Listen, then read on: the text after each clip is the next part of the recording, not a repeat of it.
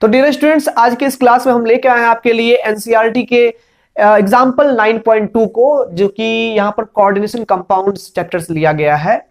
तो इसमें जो सवाल है वो नॉमेनक्लेचर है, आईयूपीएससी नेमिंग बेस्ड है। मतलब कि आपको जैसे कि स्ट्रक्चर से आईयूपीएससी नेम लिखने के लिए कहता है, उसी प्रकार से यहाँ पर पहले से आईयूपीएससी नेम लिखा हुआ है और आपको जो है ना परफेक्ट जो इसका फॉर्मूला होता है वो फॉर्मूला आपको लिखना है। देखिए, स्ट्रक्चर से आईयूपीएससी नेम लिखना आसान है, लेकिन आईयूपीएससी नेम से जब स्ट्रक्चर में जाते हैं तो वहां पर कई सारी बातों का ध्यान रखना पड़ता है। एक तो हमारे पास जो मेटल है यानी कि CMI है, यानी कि सेंट्रल मेटल आयन जो है कोऑर्डिनेशन स्फीयर के अंदर में, उसका ऑक्सीडेशन स्टेट क्या है वो पता लगाना पड़ता है।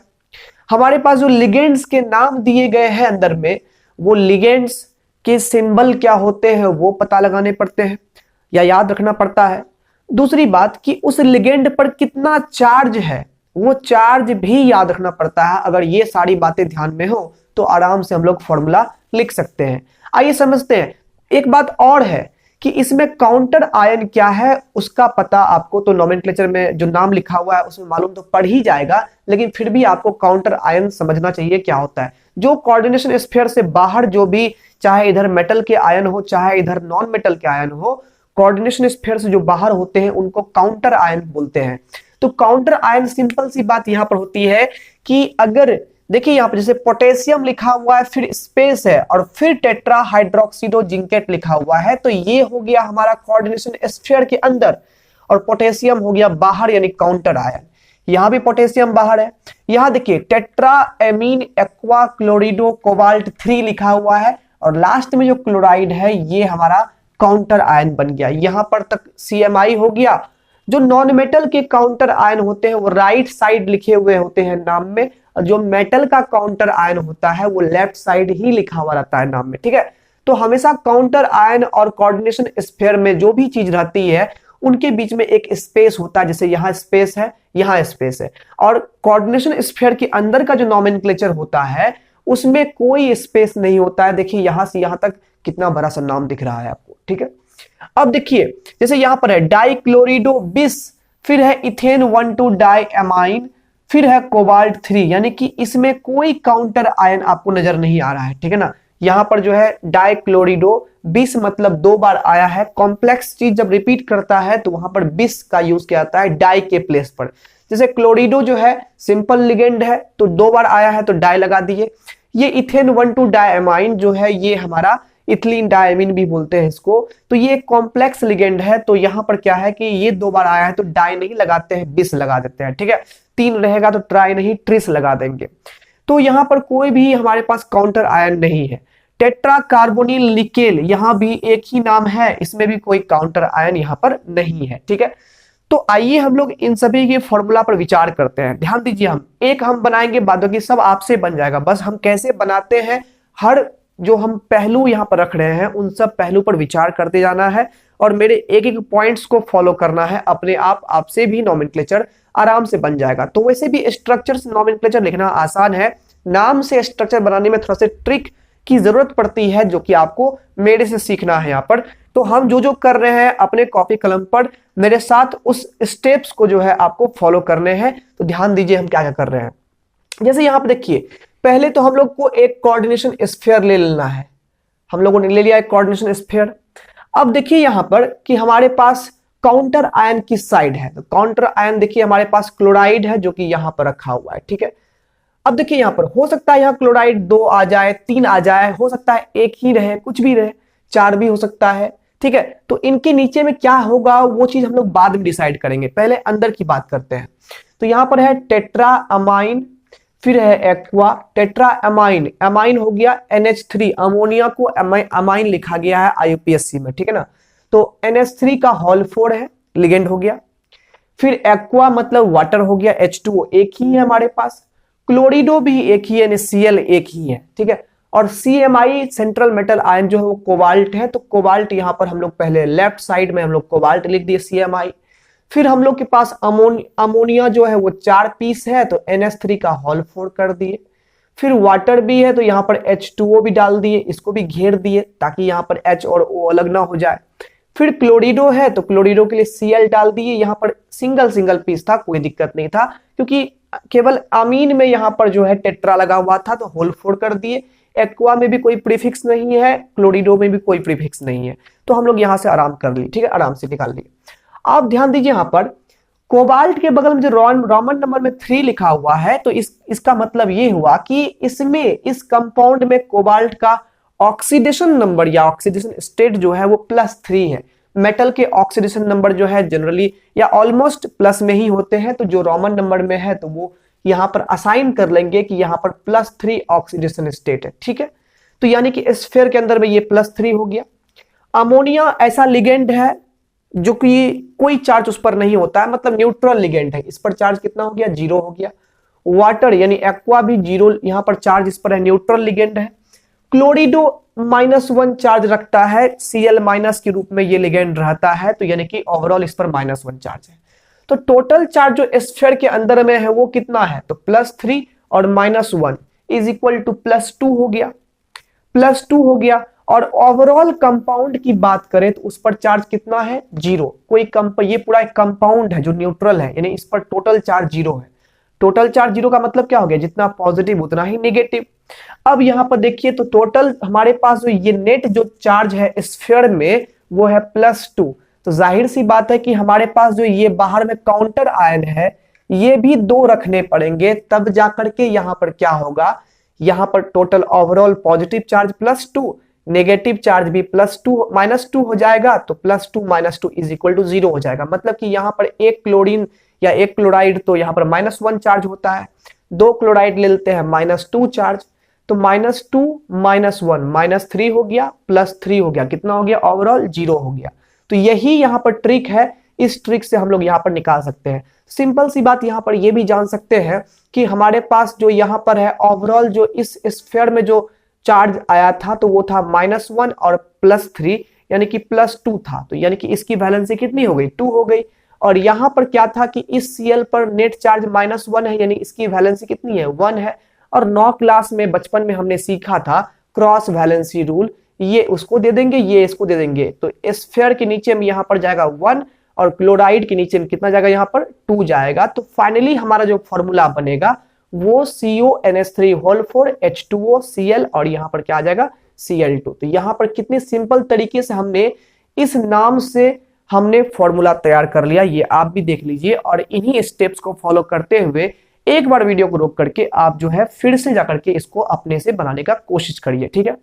अगर इसमें समझ में आ गया है, फिर भी कुछ डाउट है, चलिए अगले क्वेश्चन में चलते हैं, ठीक है। अगला क्वेश्चन है पोटेशियम, ये काउंटर आयन हो गया।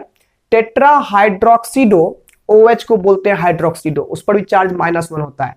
जिंकेट सेकेंड, ध्यान देना है एक बात, जहां पर कि CMI के नाम में 8 लग जाए, इसका मतलब समझिएगा कि हमारा CMI निगेटिव साइड में है। जैसे यहां देखिए निगेटिव साइड में क्लोराइड था और CMI का जो स्फीयर है पूरा कोऑर्डिनेशन स्फीयर वो पॉजिटिव साइड में था, इसलिए यहां पर नाम में कोई दिक्कत नहीं है, कोबाल्ट का कोबाल्ट ही रह गया। यही कोबाल्ट अगर चल जाता इधर कोई पॉजिटिव यानी कि काउंटर आयन रहता और ये खुद पूरा स्फीयर चला जाता निगेटिव साइड में अगर, तो वहां पर मेटल के आयन के नाम में लास्ट में कुछ वर्ड्स को हटा करके 8 वर्ड जोड़ दिया जाता है, जैसे कोबाल्ट का कोबाल्टेट हो जाता, ठीक है। अब ध्यान दीजिए, तो हमारे पास यहाँ पोटेशियम है, पोटेशियम की वैलेंसी 1 होती है, कितनी होती है, 1 होती है। फिर हमारा काउंटर आयन शुरू हुआ, ये काउंटर आयन खत्म हो गया यहाँ पर पोटेशियम, अब हमारा कोऑर्डिनेशन स्फीयर स्टार्ट हुआ यहाँ से, ठीक है। अब इसकी वैलेंसी चेकआउट करनी है, फिर क्रॉस वैलेंसी करके फॉर्मूला बैलेंस कर देना है, ठीक है। अब देखिए हमारे पास जो यहाँ पर CMI है वो है जिंक, ब्रैकेट में क्या जाएगा, तो टेट्रा है यानी होल 4 होगा, हाइड्रोक्सीडो है यानी OH होल 4 है, बस इतना ही है हमारे पास, और कोई लिगेंड तो है नहीं। अब देखिए यहां पर जो जिंक का ऑक्सीडेशन नंबर जो है वह +2 है, यानी कि 2 है, इसका मतलब कि यहां पर जिंक पर जो चार्ज है वो कितना है, +2 है। यहां तक तो क्लियर है। इस OH इस हाइड्रोक्सीडो लिगेंड में जो ओवरऑल चार्ज है वो -1 है, ठीक है, ये 4 हो गए हमारे पास। तो ओवरऑल जो निगेटिव चार्ज है वो है -4 है कि नहीं है, 4 हाइड्रोक्सीडो तो चार्ज कितना हो गया, -4। अब +2 जोड़ दीजिए इसमें, तो -4 और +2 कितना हो गया, -2 हो गया, नहीं हो गया, अब -2 हो गया, मतलब कि इस पूरे का वैलेंसी है 2। क्लियर हो गया यहां तक ना। इस पूरे की वैलेंसी है 2। कैसे 2 है? तो जो भी चार्ज होगी वही वैलेंसी होगी, वैलेंसी में 1 माइनस या प्लस नहीं देना है आपको। इस पोटेशियम पर चार्ज प्लस होता है तो 1 डाल दिए, इसमें ओवरऑल चार्ज -2 आया तो वैलेंसी 2 हो गया। क्रॉस वैलेंसी करेंगे तो इस स्फीयर के नीचे में 1 जाएगा और पोटेशियम के नीचे में कितना जाएगा? 2 जाएगा। तो यहां से सब कुछ को इरेज करते हुए एकदम सुंदर सा फॉर्मूला तैयार कर लिया हमने।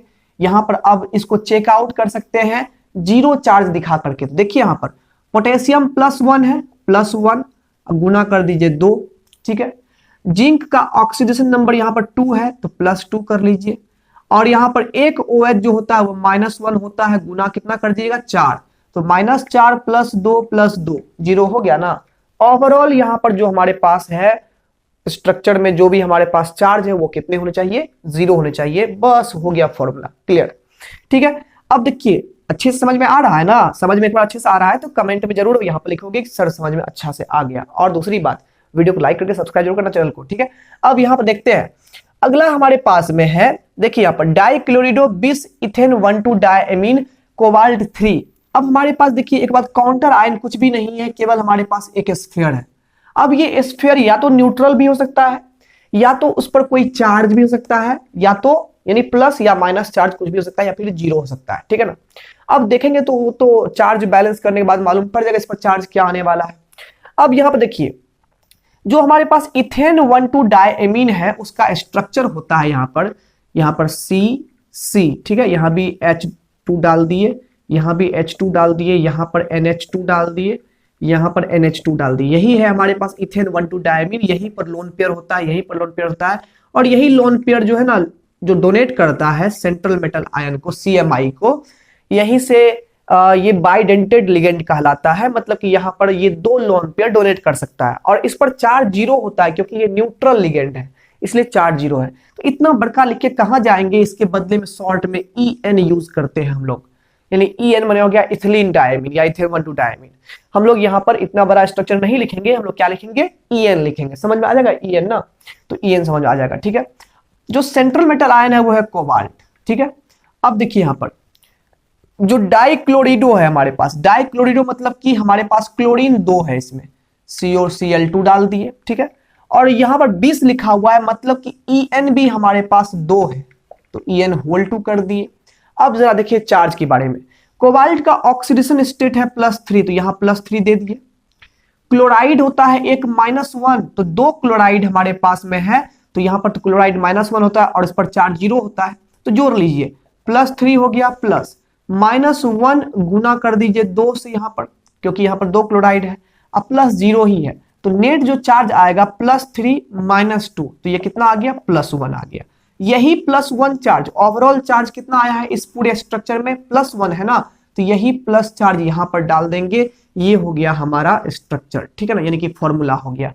ये भी तो आपको क्लियर हो गया, कोई दिक्कत नहीं हो गया है ना, कोई दिक्कत तो नहीं होगा। यानी इसका ये हो गया आंसर, इसका ये हो गया आंसर, और इसका ये हो गया आंसर। अब क्या कहते हैं, इसका ये नहीं हो गया आंसर, थोड़ा सा मिस हो गया। मिस मतलब ये हो गया कि इसका आंसर ये कर दिया हम, अब इसका आंसर खोजना पड़ेगा, ठीक है। थोड़ी सी चलती है, कोई दिक्कत नहीं है, आप लोग भी देख सकते हो, ठीक है।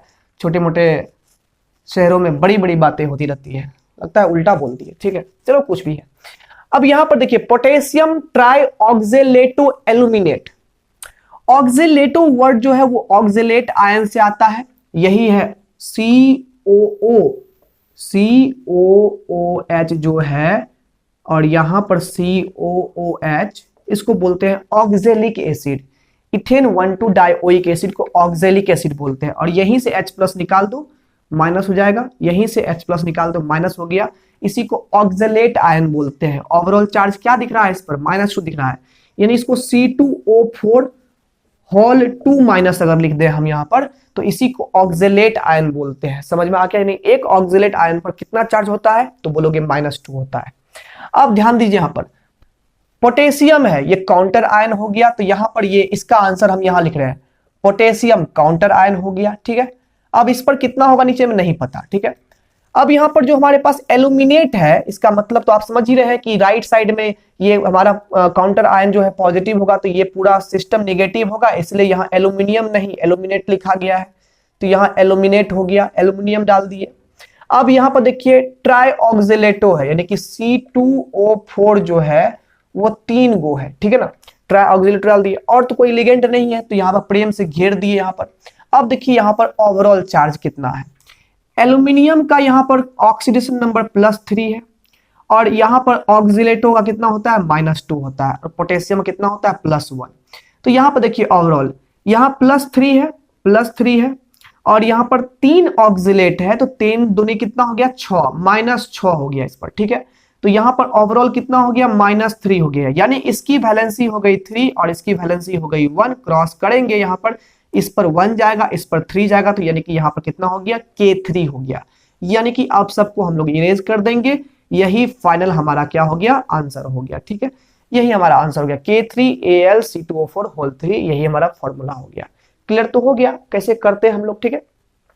अब देखिए टेट्रा कार्बोनिल निकेल 0 है यहां पर, तो ये बहुत ही आसान है, यहां पर भी कोई काउंटर आयन नहीं है। निकेल है, कार्बोनिल बोलते हैं कार्बन मोनोऑक्साइड को, CO को, यहाँ कोबाल्ट मत समझना, ये कार्बन मोनोऑक्साइड है, उसी को कार्बोनिल बोलते हैं। ये भी एक न्यूट्रल लिगेंड है, ठीक है ना।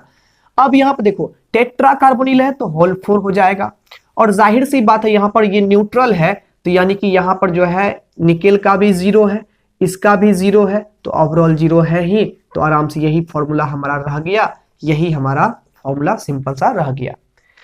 क्या समझ में आ गया ना? नहीं समझ में आया है एक बार फिर से रिपीट कर लेना, खुद से बनाकर रिपीट कर लेना, नहीं आए समझ में फिर से एक बार थोड़ा सा वीडियो को देख लेना, रिवाइंड करके समझ में आ जाएगा। उम्मीद करते हैं जितना बेहतर हम दे सकते थे उतना दिया हमने। आप अगर आपको पसंद आया है तो वीडियो को लाइक कर दोगे तो हम समझ जाएंगे कि आपको पसंद आ गया है, समझ में आ गया है। और अगर चैनल पर नए हैं सब्सक्राइब कर लो, क्योंकि ऐसे ही एनसीईआरटी के वीडियोस बड़े ही इजी लैंग्वेज में आप तक पहुंचाते रहेंगे हम। मेरा नाम है अमन सिंह और आप बने रहिए अपने प्यारे चैनल अमन केमिस्ट्री पर।